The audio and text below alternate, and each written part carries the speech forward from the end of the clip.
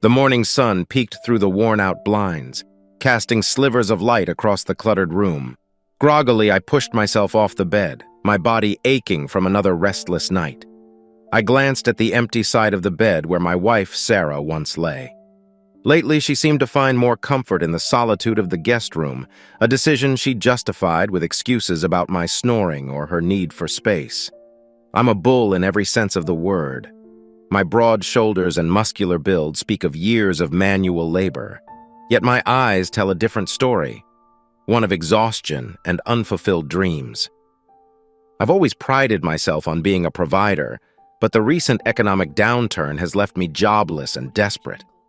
My construction company went under, and now I scramble for odd jobs to keep the lights on. Sarah, on the other hand, flourishes in her high-powered job, her ambition only growing as mine dwindles. Our relationship has always been a mix of passion and friction. Sarah, with her fiery temper and relentless drive, contrasts sharply with my steady, albeit unremarkable, demeanor. We met in college when I was the star of the football team, and she was the brilliant, outspoken woman who never missed a chance to challenge me. Back then, our differences were exciting, a magnet drawing us together. Now those same differences are a wedge, pushing us apart. Sarah's career in corporate law demands long hours and frequent travel, leaving me alone to ruminate on my failures. I often find myself resenting her success, though I try to suppress it. My pride won't allow me to admit that I feel emasculated by her accomplishments. Instead, I drown my frustrations in beer and late-night TV, a poor substitute for the connection we once shared. This morning, the tension in the house is palpable. Sarah storms into the kitchen, her stilettos clacking on the tiled floor. She doesn't bother to look at me as she pours herself a cup of coffee, her movements precise and mechanical. I mumble a greeting, trying to break the ice. She replies curtly, her eyes fixed on her phone, scrolling through her emails with practiced ease. Watching her, I feel a pang of bitterness. I ask about her day, already knowing she has another big case. She doesn't look up, only mentioning she'll be late tonight and telling me not to wait up. I sigh, trying to bring up the fact that we need to talk. She finally looks at me, her expression a mix of irritation and exhaustion. It's always the same. She's under too much pressure, she doesn't have the energy, and when am I going to start pulling my weight around here? Her words sting, but I say nothing, watching as she grabs her briefcase and heads for the door. She calls a dismissive farewell over her shoulder before the door slams shut. Slumping back in my chair, I feel the weight of our failing marriage pressing down on me. I know something has to change, but I don't know how to bridge the growing chasm between us. All I know is that I can't keep living like this, stuck in a cycle of anger, resentment, and regret. The rest of the day passed in a haze. I tried to keep busy with small tasks around the house, mowing the lawn, fixing a leaky faucet, organizing the garage. But my mind kept drifting back to Sarah and our tense conversation that morning. By evening, I was more exhausted than ever. I sat in the living room, a cold beer in hand, staring at the television. The house was eerily quiet, save for the ticking of the clock on the mantel. Our dog, Buddy, sensed my unease and lay quietly at my feet. Sarah was still at work, as usual, and I didn't expect her back anytime soon. As the hours ticked by, my frustration grew. I couldn't shake the feeling that something was off. Sarah's late nights at the office were becoming more frequent, and her excuses less believable. Even our neighbor, Mrs. Thompson, had commented on how rarely she saw Sarah these days. I tried to ignore the gnawing suspicion in my gut, but it was becoming impossible to dismiss. Around midnight, I heard the familiar sound of Sarah's car pulling into the driveway. I straightened up, trying to appear composed as she walked through the door. She looked exhausted, her makeup smudged and her hair disheveled. She dropped her keys on the table and kicked off her heels, heading straight for the bedroom without even glancing at me. I followed her, watching as she undressed and slipped into her pajamas. She looked weary and detached, her mind clearly elsewhere. I tried to engage her, asking about her day, but she brushed me off with a curt reply, not meeting my eyes. Frustration welled up inside me. I pressed her for more information, but she insisted it was just work. Her hesitation and avoidance only fueled my suspicions. I took a step closer, trying to read her expression, but she flinched and turned away, claiming she didn't want to discuss it right now. My heart sank. I knew she was hiding something, but I didn't know how to get her to open up.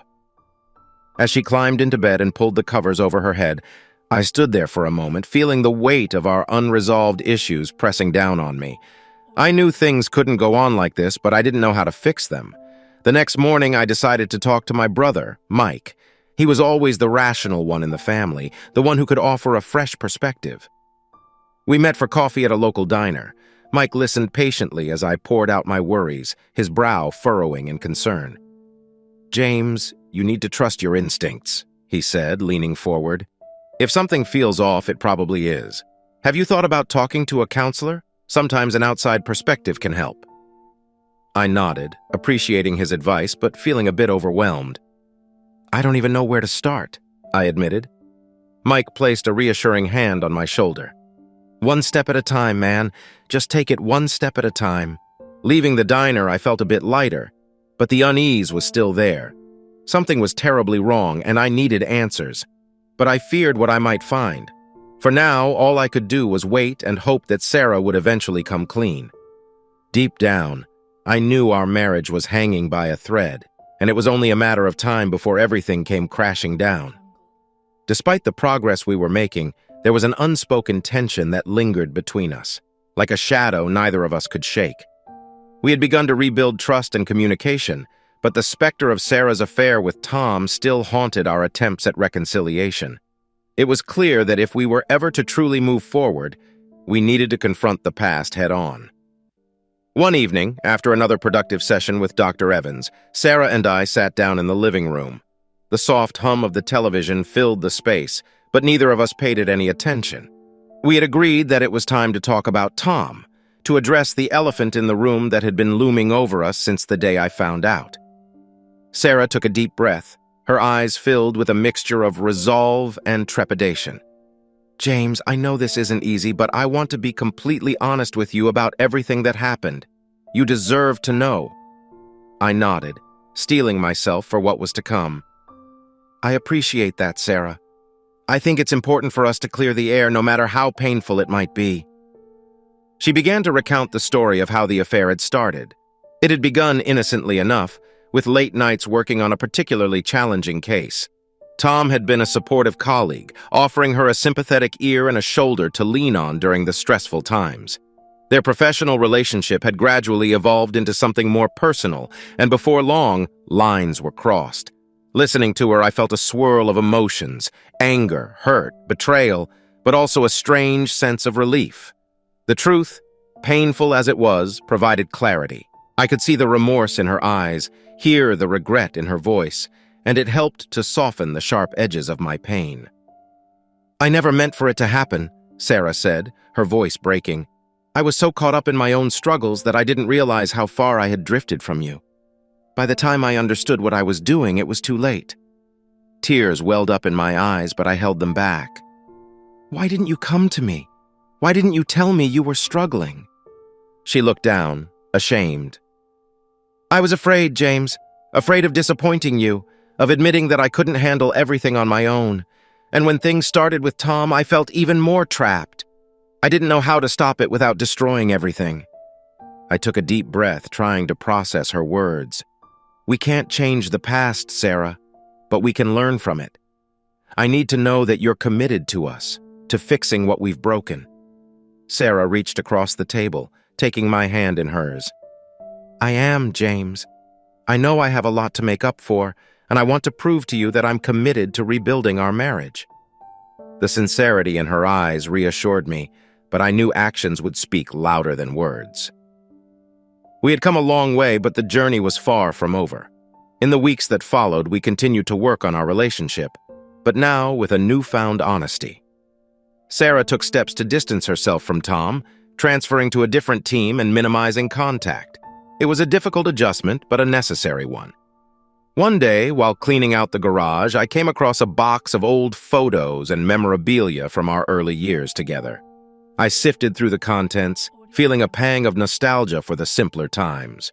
Among the photos was one from our wedding day, capturing a moment of pure joy and love. It was a stark reminder of what we were fighting to preserve. That evening, I showed the photo to Sarah. She smiled wistfully, her eyes misting over. "We were so happy," she whispered. "We can be happy again," I said, my voice filled with determination.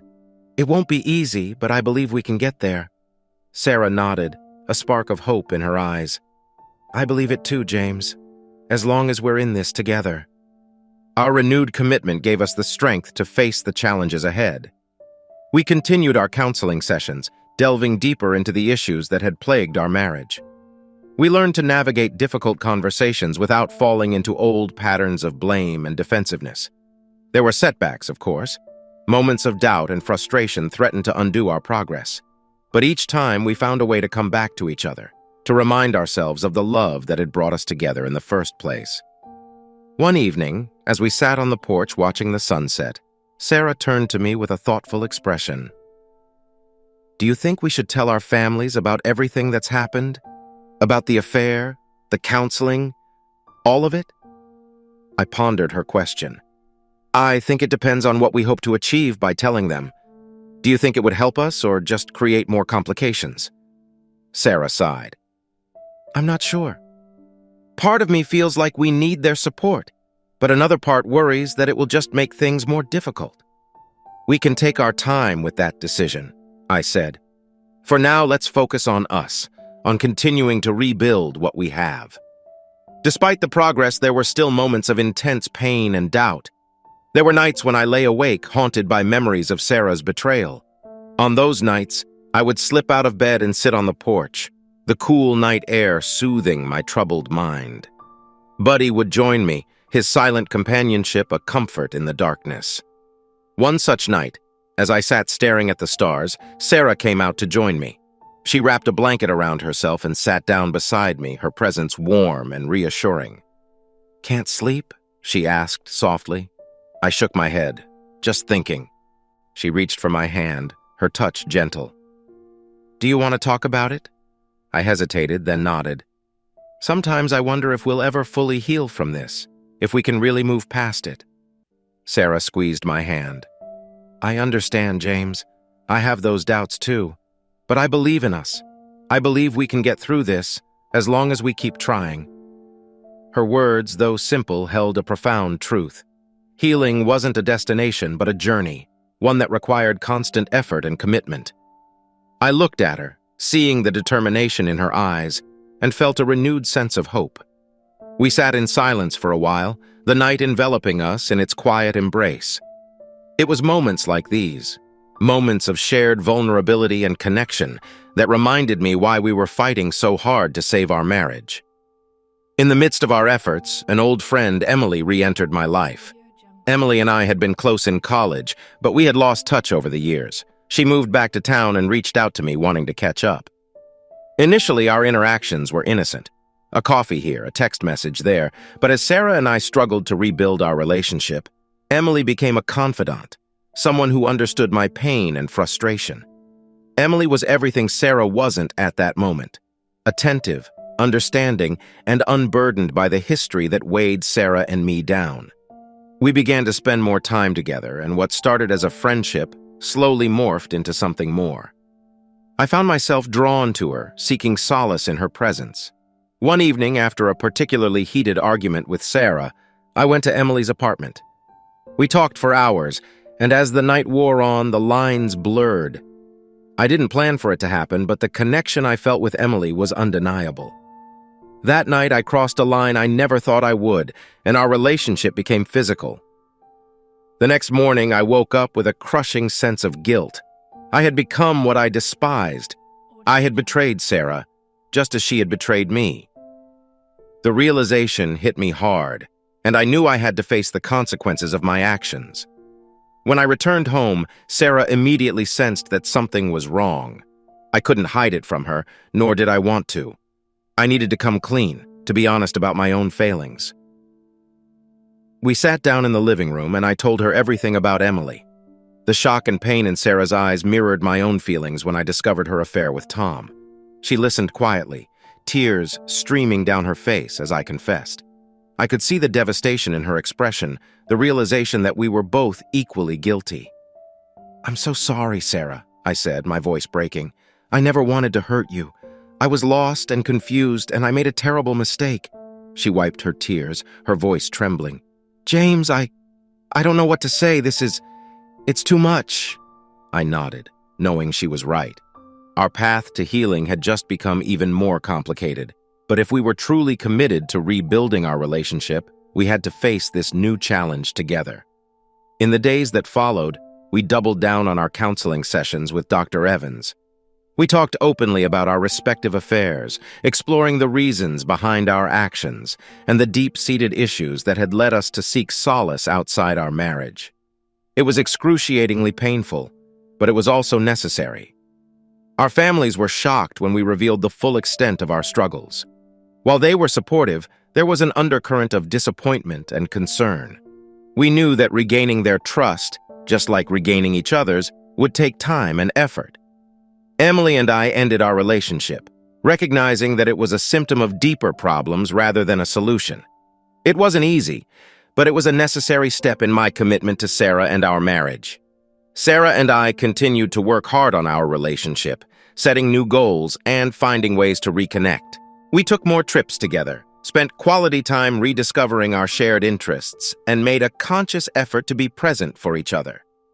One evening, as we sat by the fire pit outside our cabin, Sarah leaned her head on my shoulder. "James, despite everything, I still believe we can make it through this. We've both made mistakes, but I think we're stronger than we realize."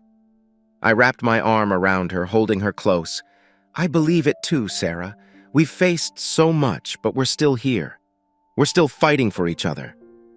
Our journey was far from perfect, and there were still difficult days. But each step forward was a testament to our resilience and our unwavering commitment to each other. We had learned to navigate the ups and downs with grace and patience, knowing that true healing took time.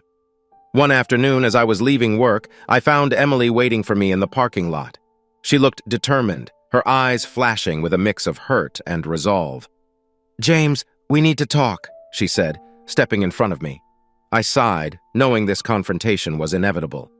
"Emily, we've already talked about this. I'm committed to fixing my marriage with Sarah." Her expression hardened. "You think you can just walk away from what we had? It wasn't just a fling, James. We have something real." I shook my head, trying to stay calm. "It was a mistake, Emily. We were both vulnerable and confused, but it's over. I have to focus on my marriage."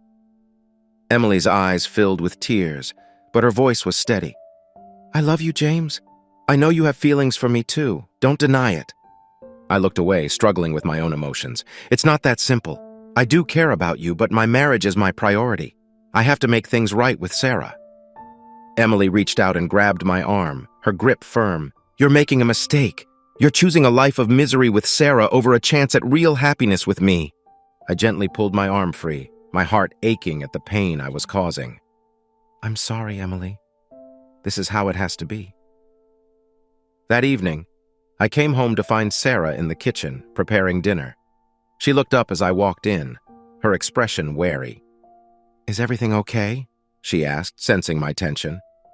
I hesitated, then decided it was best to be honest. "Emily confronted me at work today. She's having a hard time letting go."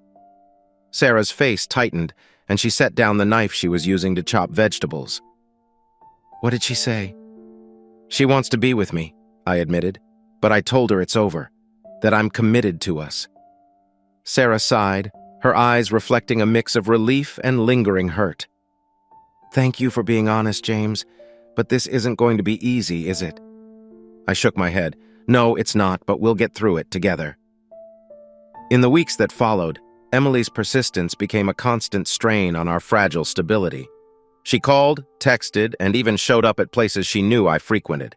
Each encounter left me feeling torn and guilty, but I remained resolute in my decision to prioritize my marriage. Sarah and I continued our counseling sessions with Dr. Evans, discussing the added stress of Emily's interference. Dr. Evans encouraged us to set clear boundaries and to support each other through this difficult time. One evening, as Sarah and I sat on the porch, she turned to me with a determined look. "James, I think we need to confront Emily together. Show her that we're united in this."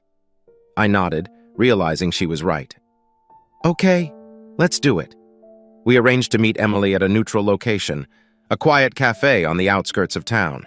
When we arrived, Emily was already there, looking anxious and defiant. Sarah and I sat down across from her, our hands intertwined for support. Emily's eyes flicked to our joined hands and her expression hardened. "Emily," Sarah began calmly, "we understand that this situation is painful for you, but James and I are committed to rebuilding our marriage. We need you to respect that and give us the space to heal." Emily's eyes filled with tears, but she held her ground. "You can't just expect me to walk away like none of this happened. I love him." I squeezed Sarah's hand, feeling her strength bolster my resolve. "Emily, what we had was a mistake. It happened because both Sarah and I were struggling, but my place is with my wife. I need you to respect that and move on." Emily's face crumpled and she looked away, fighting back tears. "I thought we had something special," she whispered. "We did," I admitted softly. "But it wasn't meant to be. I'm sorry, Emily." After a long, tense silence, Emily finally nodded, her shoulders slumping in defeat. "I understand. I'll try to stay away, but it won't be easy." "We appreciate that," Sarah said, her voice gentle but firm. "It's what we all need to move forward." As we left the cafe, I felt a sense of relief mingled with sorrow. I hated hurting Emily, but it was necessary for the sake of my marriage. Sarah and I walked to the car in silence, but once we were inside, she turned to me and smiled weakly. "I think we made the right choice," she said. "I know we did," I replied, squeezing her hand. "We're in this together." Despite Emily's promise to stay away, the aftermath of our confrontation continued to ripple through our lives. We leaned heavily on our support system, Dr. Evans, our families, and each other. There were moments of doubt and fear, but we faced them head-on, determined to build a future together. As the months passed, Emily gradually faded from our lives. Her texts and calls dwindled, and she eventually moved to a different city, seeking a fresh start.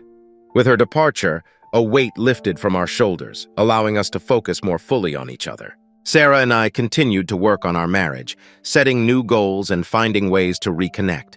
We took more trips together, spent quality time rediscovering our shared interests, and made a conscious effort to be present for each other. It had been a long day at work, and I decided to stop by a local bar to unwind before heading home. I was surprised to see Emily sitting at the bar. She looked different, more composed, almost serene.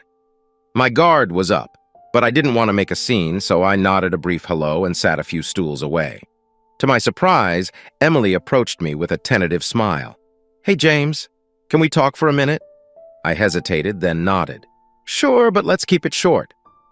Emily ordered us both drinks, and we made small talk for a bit.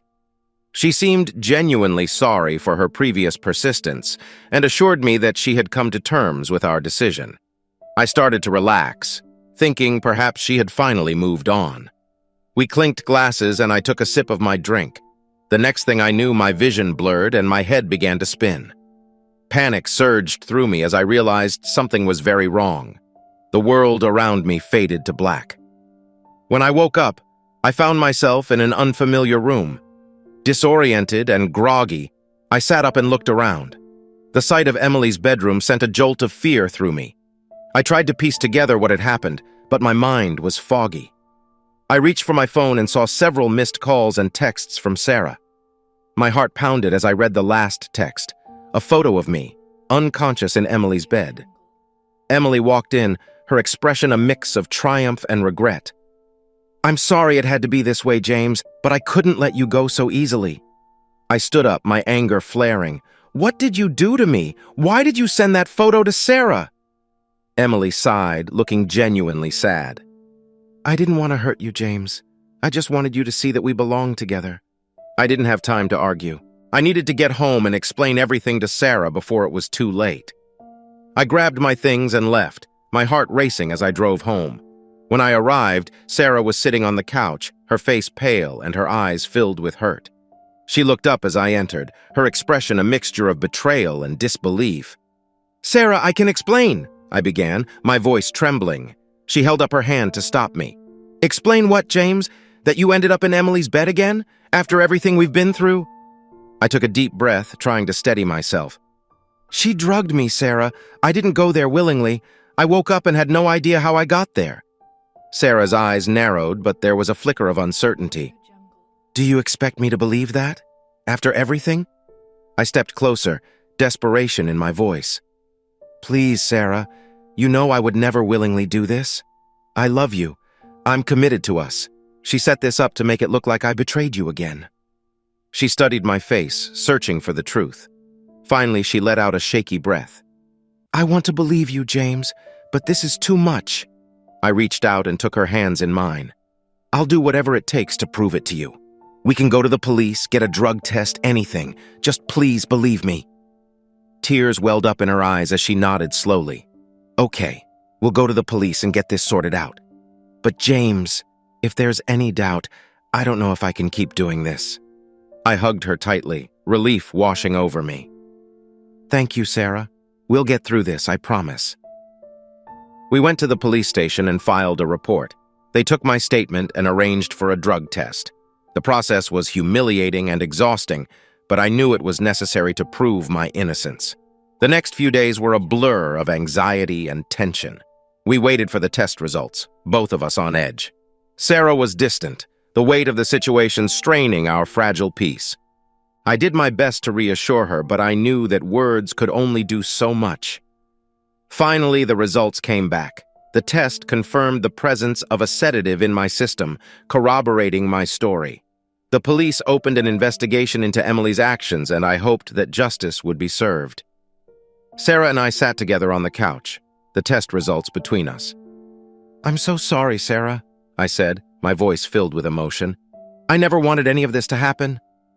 She looked at me, her eyes filled with a mixture of relief and lingering doubt. I believe you, James, but this has been so hard. I don't know how much more I can take. We held each other, both of us exhausted but determined to move forward. The ordeal had shaken us, but it had also shown us the strength of our commitment. Emily's actions had brought us to the brink, but they had also reinforced our resolve to stay together. In the following weeks, we continued our counseling sessions with Dr. Evans, focusing on rebuilding trust and finding ways to protect our relationship from outside threats. It wasn't easy, but we were making progress. Emily's legal troubles escalated, and she eventually faced charges for her actions. The resolution of the case provided some closure, but the scars of the experience remained. Sarah and I leaned on each other, finding comfort in our shared journey. We took more trips together, spent quality time rediscovering our shared interests, and made a conscious effort to be present for each other. As the months passed, Sarah and I continued to rebuild our lives together. The ordeal with Emily had left deep scars, but it had also taught us valuable lessons about trust, communication, and resilience.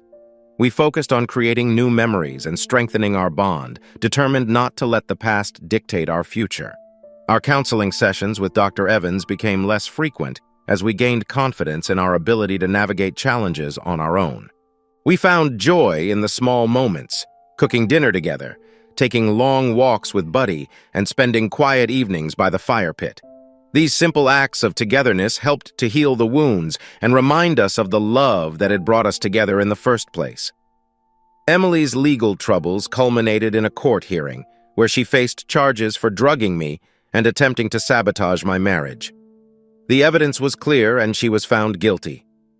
The judge sentenced her to community service and mandatory counseling, recognizing that while her actions were harmful, she also needed help. During the trial, I couldn't help but feel a mix of emotions. There was a part of me that felt pity for Emily. She had clearly been struggling with her own demons.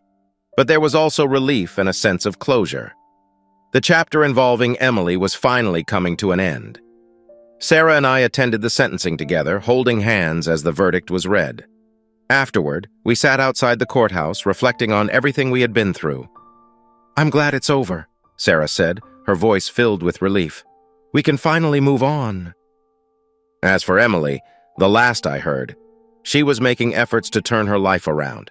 She had moved to a new city and was working with a therapist to address her issues. It was a small comfort to know that she was seeking help and trying to make amends for her actions. With Emily out of our lives, Sarah and I were able to focus fully on each other. We continued to explore new activities and hobbies, finding joy in shared experiences. We traveled to places we had always wanted to visit, creating beautiful memories that would last a lifetime.